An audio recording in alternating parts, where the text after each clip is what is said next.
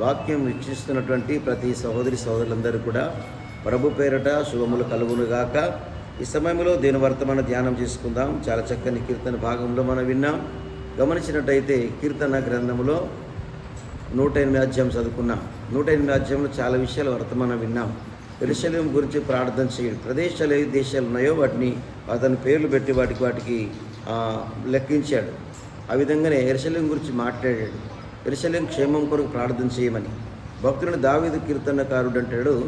గమనించిన 122 అధ్యాయంలో చివరి మాటలు అంటాడు, యెరూషలేము కొరకు ప్రార్థన చేయడని. అది దేవుని సన్నిధికి వెళ్ళడానికి ఆయన ఎంత ఇష్టపడుతూ ఉన్నాడు.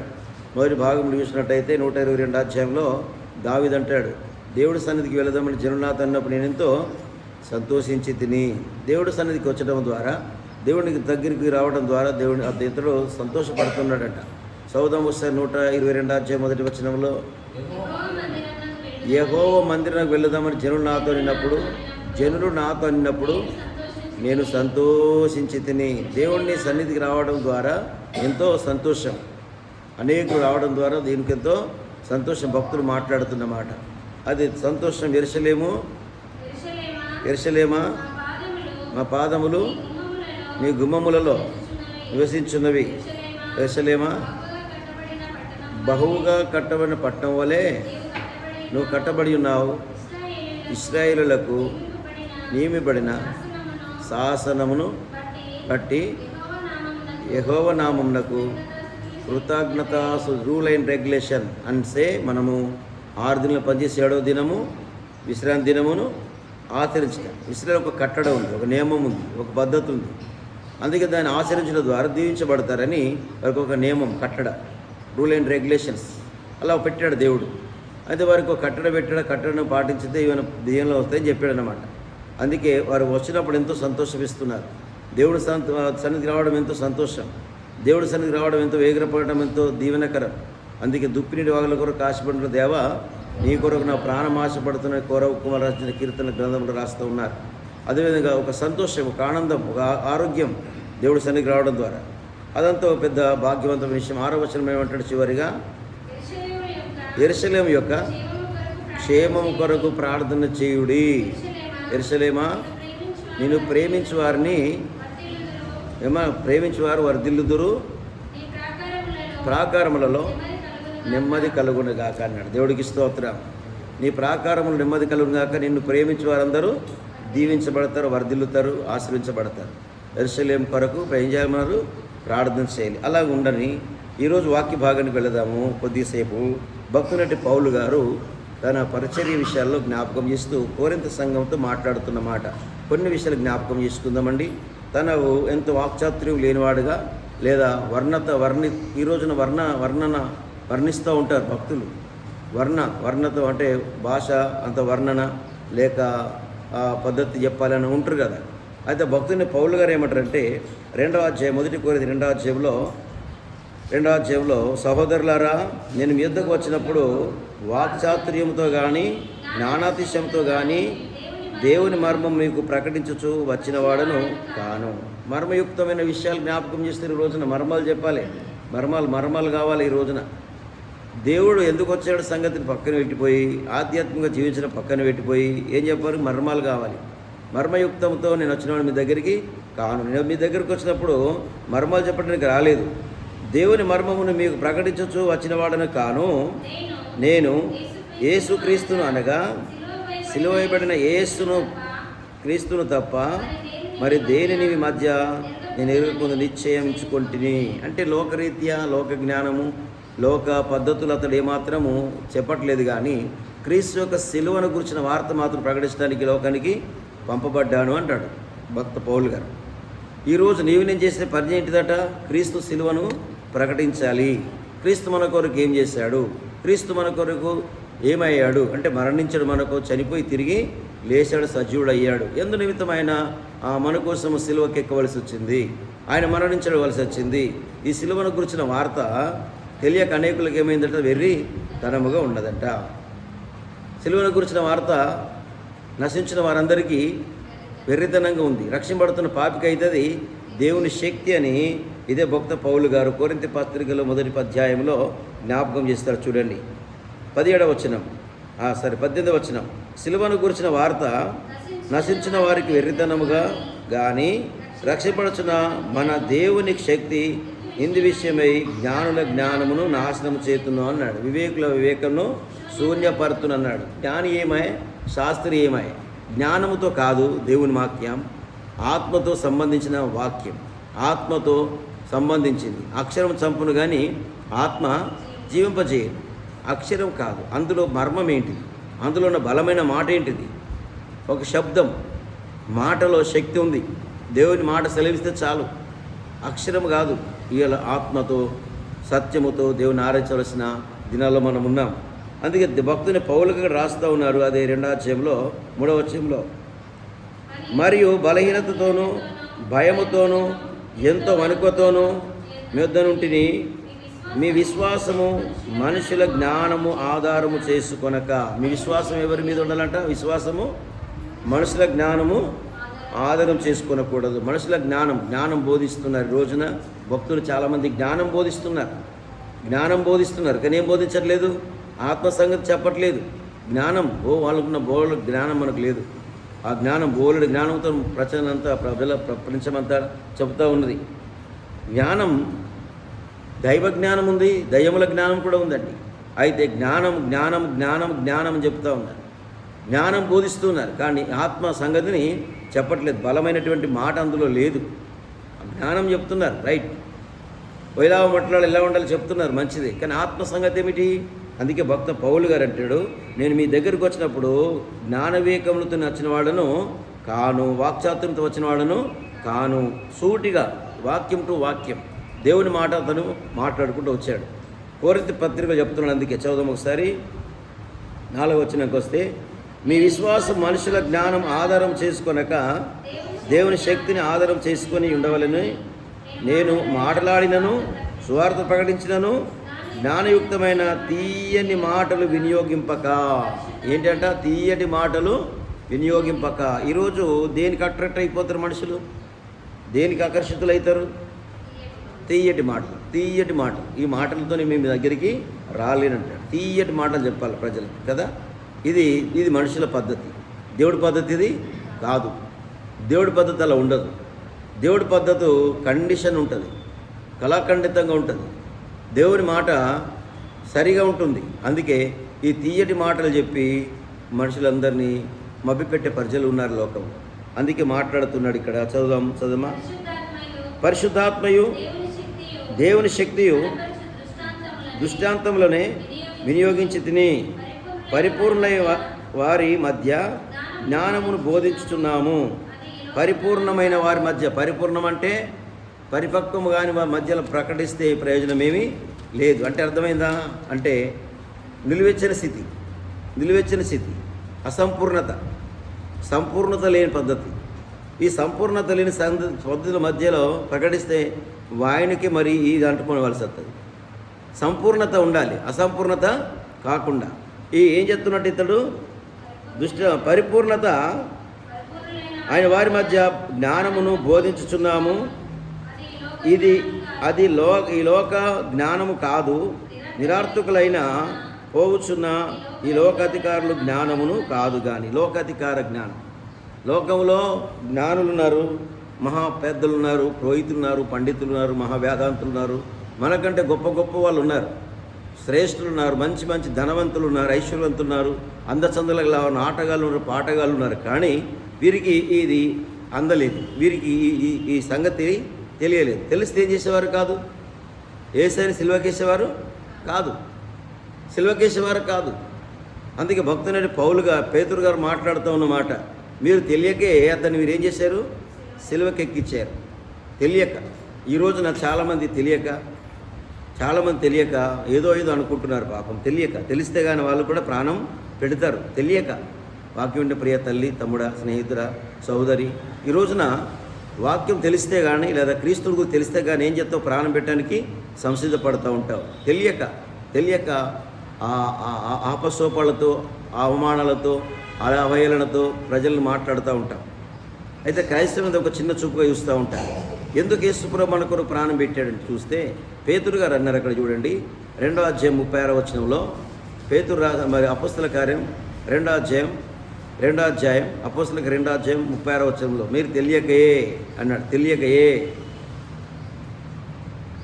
2వ అధ్యాయం అపోస్తలకు 2వ అధ్యాయం 36వ వచనంలో మీరు అనగా బహువచనం ఎవరు? యూదులు ఏం చేశారు అన్నాడు. యేసయ్యను సిలువకు నెట్టారు, సిలువకు కొట్టారు. అనేక విధాలుగా అతన్ని మాకు ఏ నేరం కాలేదు. లాస్ట్ పిలాతు కూడా చేతులు కడుక్కున్నాడు. అయ్యా ఇతను మేము నేరం కనబట్టలేదు, ఈ శిక్షకు అర్హుడు కాదు ఇతడు అని చెప్పి ఈ దోషం మా మీద మా పిల్లల మీద ఉండకూడదని చెప్పేసి ఒక పల్లెములు నీళ్ళు తెప్పించి ఏం చేశాడు? చేతులను కడుక్కున్నాడు పిలాతు కూడా. అంటే జడ్జి, తీర్పు తీర్చే మనిషి ఏం చేశాడు? ఏదైతే ప్రజలకు చెప్పాలని ఏం చేసి చేతులు కడుక్కున్నాడు. చేతులు అడిగేసుకొని మాకేం తెలియదు, మా మీద మా పిల్లల మీద ఈ దోషము ఉండకూడదని చేతులు కడుక్కున్నాడు. అయితే అలా అధికారం అయిండి కూడా ఒక మాట మాట్లాడితే అయిపోయేది కదా. ఆ రోజున పిలాతే యేసు ప్రభువే దేవుడు కుమారుడే దేవుడు అంటే అయిపోయేది కదా. ఆయన ఏం తెలియనట్టుగా, అంత తెలిసి కూడా తెలియనట్టుగా ఉన్నాడు. ఈ రోజున జ్ఞానము, లోక జ్ఞానం ఉంది, పెద్ద జ్ఞానవంతులు ఉన్నారు. ఈ రోజున చాలా పెద్దవాళ్ళు ఉన్నారు. కానీ దాన్ని ఏం చేస్తున్నారు? మరుగున పరిచి తన జ్ఞానాన్ని వెళ్ళబోసుకుంటున్నారు, తన జ్ఞానాన్ని వెల్లడి చేసుకుంటున్నారు. దైవ జ్ఞానాన్ని పక్కన పెట్టేశారు. అందుకే గమనించినట్టయితే మనకంటే ధనవంతున్నారు, ఐశ్వర్యవంతున్నారు, గొప్ప వాళ్ళు ఉన్నారు. కానీ ఏ ప్రయోజనం? సత్యాన్ని పక్కన పెట్టేస్తూ ఉన్నారు. గమనిద్దాం 36వ వచనంలో మీరు సిలువేసిన యేసునే దేవుడు ప్రభువుగాను క్రీస్తుగాను నియమించెను. ఇది ఇశ్రాయేలు వంశమంతయు రూఢిగా తెలుసుకున్నాలని చెప్పాను. ఈ మాట విని ఈ మాట మీరు యేసు ప్రభుని సిలువకేసిన హృదయం ఏమైపోయింది? ఇప్పుడు నొచ్చుకున్నది. మేమా అన్నట్టుగా అయిపోయారు, అట్టయిపోయారు. మేమా అవును అన్నట్టుగానే మాట్లాడుతున్నాడు పేతురు గారు. గమనిస్తాం ఇక్కడ ఏమైందంటే ఇక్కడ ఎందుకు సిలువకేసారు అంటే మీకు తెలియక మీరు సిలువకేస్తే మరి ఇప్పుడు ఏం చేయాలి అని ఒక ఆలోచనకు వచ్చారు. మార్పు చెందుతున్నారు. మరి వారికి ఒక పద్ధతి మార్చుకుంటున్నారు.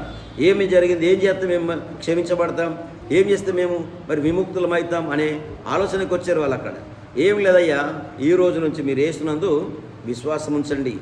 ఈ రోజు నుంచి మీరు విశ్వాసం ఉంచండి. మీరును, మీ కుటుంబం వారును, మీ పితరులను, మీ రాబోయే పిల్లలకు కూడా రక్షణ కలిగి ఉంటారని చెప్పేసి పేతురు గారు అక్కడ కళాఖండితో చెప్పాడు. అక్కడ చూసినట్టయితే ఏం చేసేవంటే మీరు తెలియక అతన్ని సిల్వకిస్తున్న 3వ అధ్యాయం రాస్తూ ఉంటాడు. అది అసలు తీయనక్కలేదని 3వ అధ్యాయం ఉంటుంది. మీరును మీ అధికారులను తెలియకయే ఆయన సిల్వకెత్తిని.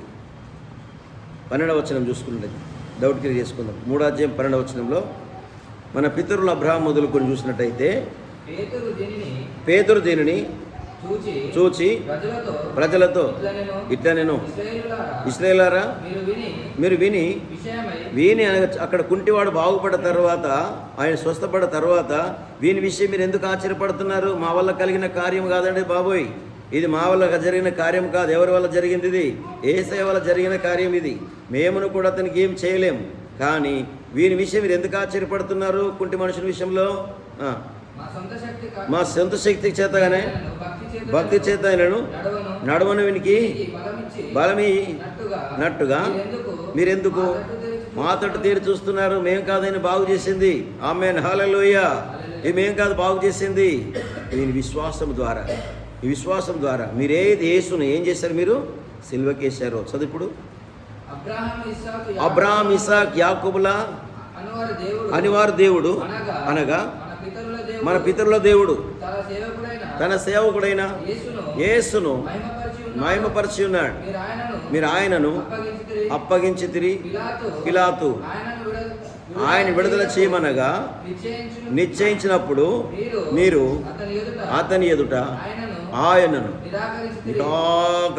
నిరాకరించితిరి, వెలివేసితిరి, అద్దన్నారు. మీరు ఏమన్నారు? ఒక పండుగ సందర్భాల్లో కొన్నిసార్లు కొన్ని దేశాలకు కొన్ని పద్ధతులు ఉంటాయి. మన భారతదేశంలో కొన్ని పద్ధతులు ఉంటాయి. ఒక పండుగ సందర్భాల్లో ఖైదులను వదలాలని ఒక సందర్భం. ఖైదులను కొంతమందిని క్షమించాలని ఒక ఉంటుంది రూల్. అయితే అటు సమయాల సందర్భాల్లో ఆ కాలంలో రోమా సామ్రాజ్యం కాలంలో కూడా ఒక రూల్ ఏంటంటే ఎవరైనా కొన్ని తప్పులు చేసిన వారికి క్షమాపణ అనేది ఒక విడుదలని ఇస్తారంట పండుగ సందర్భాలు. అయితే ఏం చేశారు? ఇక్కడ బరబ్బా ఉన్నాడు, బందిపోటు దొంగ బరబ్బాను చెల్లేశారు. యేసు ప్రభుని కూడా ఏం చేశారు? సిలువకెక్కించాలని నిర్బంధించారు. ఈ బంధకాలు ఉండే వ్యక్తులను విడుదల చేయాలని ఒక రూల్ తెలిసినప్పుడు మరి యేసుప్రభు విడిచిపెడతారేమని చెప్పేసి అనుకున్నారు. కానీ ఏం చేశారు అంత ప్రజలందరూ? బందిపోటు దొంగ బరబ్బను విడుదల చేయండి, జీవాధిపతిని యేసును సిలువకి వేయండి. ఎందుకు చెప్తున్న విషయం అంటే తెలియకయే, అధికారులు తెలియకయే, లోకాస్తులు తెలియకయే ఏం చేశారు? సిలువకు వేయడం జరిగింది. తెలియకయే. తెలిస్తే యేసుప్రభుని ఊరుకుంటారు ఎవరు? తెలిస్తే యేసుప్రభు సిలువకేసేవారు ఆనాడు కూడా కాదు. తెలిస్తే ఈరోజు దేవుని బిడ్డలు కూడా ఏలన చేసేవారు కారు. ఎందుకనగా తెలియక అజ్ఞానం, ఇంకా తెలియక అలాగ చేస్తున్నారు లోకమంతా కూడా. అందుకే గమనించినట్లయితే పేతురు మాట్లాడుతున్న సందర్భాల్లో మాట్లాడుతున్నప్పుడు అక్కడ తెలియక ఏం చేశారంట, మీరు బందిపోటు బరబ్బను విడుదల చేయండి అన్నారు, జీవాధిపతిని యేసును సిలువకేయండి, సిలువకేయండి, సిలువకేయండి. సిలువ ఏం గెలుస్తాయి? ఇప్పుడు కేకలే గెలిచి. ఈ రోజున ఏం గెలుస్తుంది? అమ్మా, ఒక రాజును అధికారం చేయాలన్నా, ఒక రాజును దింపేయాలన్నా, ఒక రాజ్యాన్ని కూల్చాలన్నా, ఒక రాజ్యాన్ని కట్టాలని ఎవరు? ప్రజాబలమే కావాలి. ఆమేన్, హల్లెలూయా. ప్రజాబలమే కదండి, ప్రజలదే కదండి. ముక్కుమడికి ఏమవురంట? కేకలిస్తారంట, సిలువకేయండి, సిలువకేయండి, సిలువకేయండి. ఏం గెలిచినాయి ఇప్పుడు? కేకలే గెలిచినాయి. సిలువకేయండి, సిలువకేయండి అని. ప్రజల బలం చూడండి ఎట్లుంటుంది. ఒక రాజును దించాలన్నా ప్రజల చేతిలో ఉంది, ఒక రాజరికం తేవాలన్నా ప్రజల చేతుల్లో ఉంచాడు దేవుడు. వారి వడిలో వేశారు ఉన్నది వాక్యంలో, వాళ్ళ వడిలో వేశారు. ఆ వడిలో ఏం ఉండదో తెలియదు కనుక ప్రజానికం, ప్రజలు ఏదంటే అదవుతుంది ప్రజాబలం. అప్పుడు ప్రజలందరూ ఏం చేశారు? యేసయ్యను సిలువకెక్కిచ్చారు. అందుకే మాట్లాడుతున్నాడు పేతురు. చదమ్మా. పరిశుద్ధుడును నీతిమంతుడైన వాని నిరాకరించి నరహంతకుడైన మనుషుని ఏం కోరుకున్నది లోకం? ఇప్పుడు చెడు కోరుకుంటుంది, మంచి కోరుకోదు. ఏమండి, ఒక 10 మందిని ఒకటి చంపాడు అనుకోండి, ఆయన వస్తే అందరికి ఏమవుతుంది? ఇప్పుడు చెప్పాలా? ఒక మనిషి 10 మందిని చంపాడు అనుకోండి, ఒక గుండా ఉండనుకోండి, ఒక అంతకుడు అనుకోండి, అని చూసే ప్రజలందరూ ఏమనుకుంటారు? గ్రేట్ అంటే నష్టం చేస్తే గ్రేట్, మంచి చేస్తే నో గ్రేట్. చెడుకే ప్రిఫరెన్స్ ఇచ్చేది లోకం. నేనుగా చెప్పేది వాక్యం చెప్తా చూడండి. ఆదికాండం 5వ అధ్యాయం 6వ వచనం. ఈ మాట చూసినట్టయితే దేవుడు అనాది కాలంలో ఆలోచించాడు. ఇది చూసినట్టయితే ఇప్పుడు కాదు, పూర్వకాలం నుంచే ఇది ఆనవాయితీగా జరుగుతున్న ప్రపంచ లోకంలో ఇలాగా చెడుకే ప్రిఫరెన్స్ ఇచ్చింది లోకం.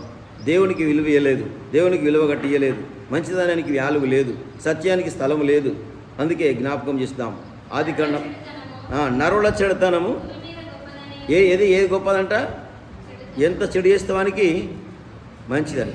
యేసుప్రభు ఏం చెప్పాడు? మంచి చేయని చెప్పాడా? చెడు ఏమో చెప్పాడా? అడే తాగండిరా, బుక్కండిరా, కొట్టండిరా, నరకండి అని చెప్పాడా? ఏం చెప్పాడు? మనము ఈ చెంప మీద తీసెంపియండి, ప్రేమగా మాట్లాడండి, ప్రేమగా ఉండండి. యేసుప్రభు ఇది చెప్తే, ప్రేమ సందేశం ఇస్తే, ఇది లోకంకి ఇదేమీ ఇష్టం లేదు. ఏది ఇష్టం? చంపుదాం, కొడదాం, గుద్దుదాం, కోద్దాం, కడదాం, కర్దాం అనేది ప్రపంచానికి చాలా ఇష్టం. ఇది అది చెప్పలేదే యేసయ్య? అది మనం నేర్చుకోలేదే? ఈ విషయాన్ని జ్ఞాపకం చేసి చెప్పాలి. ఇప్పుడు లోకం తెలియదు. తెలిస్తే వాళ్ళు సిలువేసేవారు కాదు, తెలిస్తే ఇలా మాట్లాడేవారు కాదు. ప్రపంచం, లోకం మాట్లాడేది కాదు ఆ మాట. అందుకే గమనించినట్టయితే నరుల చెడుతనము భూమి మీద గొప్పదని ఎంచి వారి హృదయము యొక్క తలంపులన్నీ ఊహంతయు ఎల్లప్పుడూ కేవలం చెడ్డదని భూమి ఉన్న నరలం చేసినందుకు సంతాపం చెందాడు. ఎందుకు జన్మింపజేశాను రా ప్రజల్ని లోకానికి? నా రూపముగా, నా స్వరూపంలో ప్రజలందరికీ చేస్తాను దేవుడిని అనుకుంటున్నాడంట. తన స్వరూపం మనకిచ్చి మన రూపంలో ఆయన ఈ లోకానికి వస్తే మరి లోకం ఏం చేసింది? అతనికి ఇప్పుడు సిలువకు నెట్టింది. ఇప్పటికైనా అర్థం చేసుకుంటారేమన్నా? దేవుడు స్వయంభవుడుగా వస్తే, ఆయన తనకు తాను తగ్గించుకుని లోకానికి వస్తే ప్రజలకు ఇప్పటికెప్పుడు కూడా అర్థం కాలేదు. నాటి నుండి నేటి వరకు కూడా అంతే. అందుకే పేతురు గారు అన్నారు ఇక్కడ, మీరు బందిపోటు బరబ్బని విడుదల చేయమన్నారు, ప్రభువైన యేసుక్రీస్తుని ఏమన్నారు? నిజోధిపతిని సిలువైకి మేము చెప్తిరి. అపోస్తల కార్యం అక్కడ గమనించినట్టయితే అపోస్తల కార్యం అదే 3వ అధ్యాయంలో సంపితురు కానీ దేవుడు ఆయనను మృతుల నుండి లేపాను, అందుకు మేము సాక్షులం. ఈరోజు క్రైస్తవ్యం దేనికి సాక్ష్యం? Jesus dead for me. Yesu ప్రభు నా కొరకు చనిపోయాడు, నేను యేసు ప్రభుకు కొరకు చనిపోతాను, ఒక నిశ్చయత. అదే క్రైస్తవ జీవితం. చెడు కాదు, మంచిగా బ్రతకడానికి దేవుడు పిలిచాడు. నిన్ను వెళ్ళి పొరుగుని ప్రేమించమని చెప్పాడు, సమాధానంగా ఉండమని చెప్పాడు, శాంతియుక్తంగా ఉండమని చెప్పాడు. దేవుడు చెప్పింది కొట్లాడమని చెప్పలే, దేవుడు కొట్లాడమని చెప్పలే, దేవుడు హత్యలు చేయమని చెప్పలే, దేవుడు దొంగతనం చేయమని చెప్పలే. దేవుడు మంచి చెప్పాడు, ఆయనకున్న మనస్తత్వం అది. అందుకే భక్తుని పౌలు గారు ఇక్కడ తన వచ్చినప్పుడు జ్ఞానంతో మీకు ఉపదేశించిన వాడిని కాను, దేవుని యొక్క ఆత్మతో మీకు చెప్పడానికి వచ్చినని కొరింథీ పత్రికలు 2వ అధ్యాయంలో జ్ఞాపకం చేస్తూ ఉన్నాడు. అందుకే 6వ వచనం అంటాడు, పరిపూర్ణులైన వారి మధ్య జ్ఞానమును బోధించుచున్నాము, అది ఈ లోక జ్ఞానము కాదు, నిరర్థకులై పోవుచున్న ఈ లోకాధికారుల జ్ఞానమును కాదు, కానీ దేవుని జ్ఞానము మర్మయుక్తమునట్టుగా బోధించుచున్నాం. ఈ జ్ఞానము మరుగయుండెను జగత్తుత్పత్తికి ముందుగానే, దీనిని దేవుడు మన మహిమ నిమిత్తము నియమించెను. మహిమ నిమిత్తము నియమించెను. ఎవరిని దేవుడు పిలిచాడో వారిని ఏం చేశాడు? దేవుడు వారిని మహిమపరిచాడు. రోమియో పత్రికలో జ్ఞాపకం చేసుకుందాం. 8వ అధ్యాయంలో, రోమియోలు రాసిన పత్రిక 8వ అధ్యాయంలో ఎవరిని దేవుడు పిలిచాడో వారిని దేవుడు మహిమపరిచాడని రాస్తా ఉన్నాడు. అందుకే మహిమార్థమై ఈ మహిమయుక్తమైన సంగతి అనేకులు తెలియ. 29వ వచనం, ఎందుకనగా తన కుమారుడు అనేకుల సహోదరులలో జ్యేష్ఠుడు అవునట్లు దేవుడు ఎవరిని ముందుగా ఎరిగెనో వారు తమ కుమారులతో స్వారూప్యం గలవారగుటకు వారిని ముందుగా నిర్ణయించెను. మరియు ఎవరిని ముందుగా నిర్ణయించెనో వారిని పిలిచెను, ఎవరిని పిలిచెనో వారి నీతిమంతులు తీర్చెను, ఎవరి నీతిమంతులు తీర్చెనో వారిని మహిమపరిచెను. ఈ మహిమయుక్తమైన సంగతి ఈ లోకంకు తెలియలేదు, అస్సలు మర్మం తెలియదు లోకానికి. ఈ క్రైస్తవులుగా ఎందుకు మారారా, ఎందుకు ప్రాణం పెడుతున్నారా సంగతి లోకంకి విషయము తెలియదు. కేవలము అనుకున్నది ఏంటంటే ఒక పద్ధతుల్లో ఉన్నారు, వాళ్ళు కలిశారు నిలిచారు అని ఒక ఆనవాయితీలు నడుస్తుంది లోకము. కానీ అసలు సంగతి తెలిస్తే కానీ వాళ్ళు కూడా ఏం చేస్తారు? ఈ రోజున ప్రాణం పెడతారు. నీవు నేను ప్రాణం పెట్టిన సంసిద్ధపడే కారణం ఏంటిది? దేవుడి సంగతి తెలిసింది కనుక సంసిద్ధులమయ్యా, ప్రభు కొరకు ప్రాణం పెడతాం, ఐఆమ్ రెడీ అన్నట్టుగా ఉన్నాం కదా. Jesus dead for me. Yesu ప్రభు నాకు చనిపోయాడు, నేను ప్రభు కొరకు చనిపోతాను, నిశ్చయత. అది గమనించుదాం. అదే కొరింథీ పత్రికలోకి వచ్చేసినట్టయితే 8వ వచనంలో అంటాడు, దేవుడు తన మహిమ నిమిత్తము నియమించెను, అది లోకాధికారులలో ఎవరికి తెలియదు. ఎంత పెద్ద ఎడ్యుకేషన్ అయినా ఈ విషయం తెలియదు. ఎంత పెద్ద తెలియజేసినా పిలిచి చదివినా, ఎంత పెద్ద చదువు చదువుకున్నా ఈ విషయం అనేకులకి విషయము తెలియదు. దేవుని యొక్క యుక్తమైనటువంటి మర్మయుక్తమైన సంగతి ప్రజలకు అర్థం కాలేదు. ఇంకేమన్నాడు? తెలిసి ఉండేలా మహిమ స్వరూపియగు ఆమె చెప్పబడ గట్టిగా హల్లెలూయా. ఏంటిదట? ఒకవేళ తెలిస్తే ఏంది? ఈరోజు రాజులు మారేటోళ్ళు, అధికారులు మారేటోళ్ళు, పెద్ద పెద్ద వాళ్ళందరి రోజున మారిపోయేవాళ్ళు. కారణం తెలియదు. తెలిస్తే కానీ ఈరోజు ప్రాణం పెట్టిన సంసిద్ధ పడుతూ ఉంటారు. తెలియక సిలువకేశారు, తెలియక అవహేళన చేస్తూ ఉన్నారు, తెలియక మరి వాళ్ళు అలా మాట్లాడుతూ ఉంటారు. ఇది లోక జ్ఞానము కాదు. మర్మయుక్తమైనటువంటి మహిమ దేవుడు మన కోసం ఉంచడానికి ఈ లోకాధికారులకు తెలియంది మనకొకటి ఉంది, ఈ లోకంకు తెలియంది మనకొకటి ఉంది. వాళ్ళకి తెలియలేదు, మనకేమో చెప్పాలా, వాళ్ళకి తెలియలేదు, మనకేమో తెలిసింది. భక్తులు ఏమంటారంటే, అపోస్తలులు శిష్యులు ఏమంటారంటే, ప్రభువా ఈ పరలోకమైన సంబంధమైన విషయాలన్నీ కూడా మేము అజ్ఞానులము, మేము జ్ఞానం లేని చిన్నపిల్లల వంటి వారికి మాకు మీరు బయలుపరిచితారని వారు ప్రాధేయపడుతుంటారు. దేవుడిని మేము చిన్నలమయ్యా, మేము పసిపిల్లలము, ఈ బాలులకు మీది మర్మయుక్తమైన విషయాలు మాకు బయలుపరుస్తున్న సువార్తల్లో అంటాడు. మత్తయి సువార్త, మార్కు సువార్త, లూకా సువార్త. ఎందుకంటే ఈ గొప్ప సంగతి ప్రజలకు తెలియదు.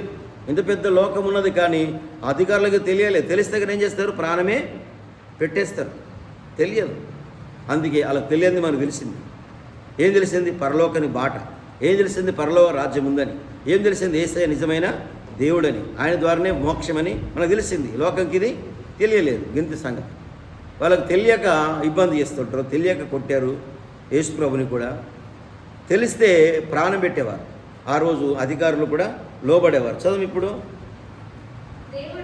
దేవుడు తనను ప్రేమించు వారి కొరకు ఏవి సిద్ధపరచను, ఏవి సిద్ధమైన మరి తెలుసా ఏమండి? ఏమి సిద్ధపరచిన వారికి ఇక బయలుపరచలే మనకి. ఇక ఏవి సిద్ధపరిచారు? తను ప్రేమించే వారికి కంటికి కనబడేవి, చెవులకు వినబడేవి, హృదయానికి గోచరము కాని సంగతులు ఎన్నో ఎన్నో ఉన్నాయి మన కొరకు.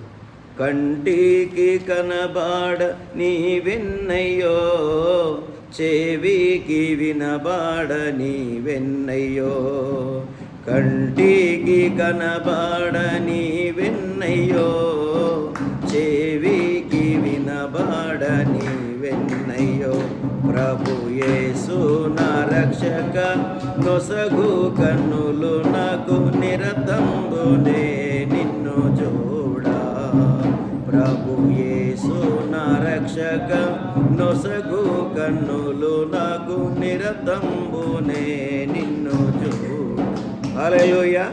ఈ రోజున ప్రపంచంలో అనేక ప్రదేశాలను, అనేక దేశాలను ఏం చెప్తున్నాము? కనుగొంటున్నాం. కొత్త కొత్త దేశాలు పుట్టుకొస్తున్నాయి. కొత్త కొత్త ప్రదేశాలు వెళ్ళడానికి ప్రయత్నం చేస్తున్న మానవుడు ఎక్కడో వెళ్ళిపోవాలని చూస్తూ ఉన్నాడు మానవుడు. ఏమండి, ఈరోజు ఖండాలు దాటి ఎక్కడెక్కడో దాటిపోతూ ఉన్నాడు.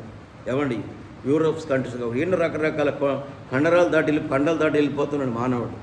ఆకాశం అవసరమైతే ఏం చేస్తున్నాడు? ఆకాశానికే వెళ్ళిపోయాడు. ప్లాట్ కొనుక్కుంటున్నాడు. ఎవరు? చంద్రమండలంలో ప్లస్ కొనుక్కోలు అంటున్నాడు. ఒకడు సూర్యుడి దగ్గరికి సూర్యమండలం వెళ్ళాలనుకుంటున్నాడు. ఎంత జ్ఞానం ఉంది, ఇంత జ్ఞానం ఉంది, కానీ అసలు సంగతి తెలుసుకోలేదు. ఆమె ఇంత పెద్ద జ్ఞానం ఉంది కానీ అసలు సంగతి తెలుసుకోలేదు. దేవుడి రాజ్యం ఉన్న సంగతి వాళ్ళకి తెలియదు. కంటికి కనబడనివి ఎన్నయో చదమ్మా. కంటికి కనబడినవి, చెవులకు వినబడినవి, మనుష్య హృదయానికి గోచరము కాలేదు అని వ్రాయబడినది. మనమైతే దేవుడు వాటిని తన ఆత్మ వలన బయలుపరిచి ఉన్నాడు. ఆత్మ వలన అక్షరము చంపున ఆత్మ జీవింపజేయును. అక్షరము కాదు, ఆత్మ జీవింపజేస్తుంది. ఆత్మ పూర్ణమై ఉన్నప్పుడు ఆత్మలో మనకు బయలుపరుస్తున్నాడు దేవుడు. అందుకడే ఆత్మ పూర్ణై బోధిస్తున్నాడు భక్త పౌలు గారు. అక్షరంతో మాట్లాడుతూ ఈ రోజున చాలా జ్ఞానం బోధిస్తుంది లోకం. జ్ఞానం బోధిస్తుంది. ఎలా మాట్లాడాలి, ఎలా కూర్చోవాలి, ఎలా నిలబడాలి, ఎలా వంట చేయాలి, ఇవన్నీ నేర్పిస్తాయి కదా. అక్షరం నేర్పిస్తుంది. కానీ ఆత్మ సంగతి ఈ విషయం తెలిస్తే కానీ ఈ రోజున ప్రపంచమంతా కూడా ఎప్పుడో దేవుని వైపు తిరిగేవాళ్ళు. వాళ్ళకి తెలియదు. కానీ తెలియని వారు మనకు తెలిసింది. గొప్ప సంగతి ఏం తెలిసిందని చూడండి. అదే కొరింథీ పత్రికలో 1వ అధ్యాయం 25వ వచనం అంటాడు, దేవుని వెర్రితనము మనుషుల జ్ఞానము కంటే జ్ఞానము గలది.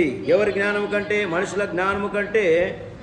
అంటే వెర్రితనం ఎంత జ్ఞానమై ఉంటే, దేవుడు వెర్రితనమే మనకంత జ్ఞానముగా ఉంటే మరి జ్ఞానం ఇంకెంత జ్ఞానమై ఉంటుందో గమనిస్తామా?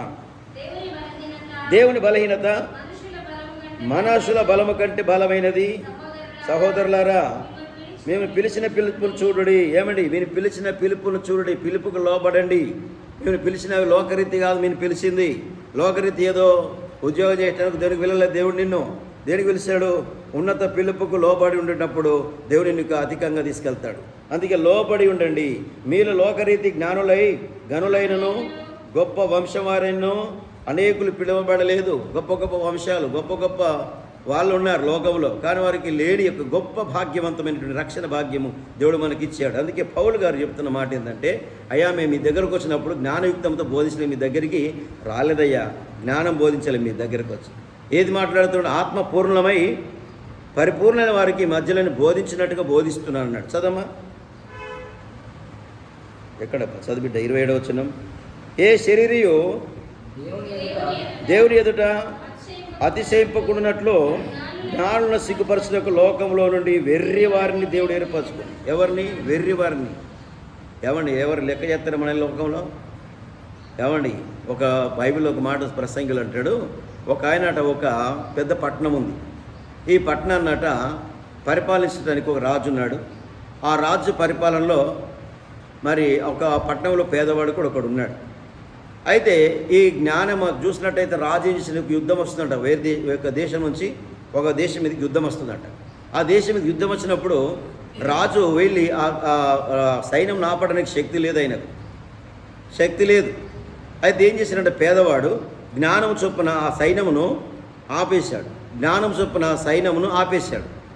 ఆపేస్తే రాసిదేవుని ప్రసంగులు ఏమంటారంటే, ధనము కంటే జ్ఞానం గొప్పదే, ధనము కంటే జ్ఞానము గొప్పదే, కానీ పేదవాడి జ్ఞానము ఎన్నికకు రాదని రాశారు. పేదతనంతో మనం ఏం పెద్ద గొప్ప అని చేసినా లెక్కలకు రాదు. ఎంత పెద్దోడైనా అంత ధనవంతుడు ఏ చిన్న పని చేసినా ఏమండి ఈరోజు నేను దబ్బుతున్నామన్నట్టుగా ఫోటో పెట్టారు అనుకోండి, అబ్బా పెద్ద ఆయన దబ్బుతున్నా అంట, ఆయన కడుతున్నా అంటే పేదవాడి జ్ఞానం ఎన్నికకు రాదు అని రాశాడు ప్రసంగి.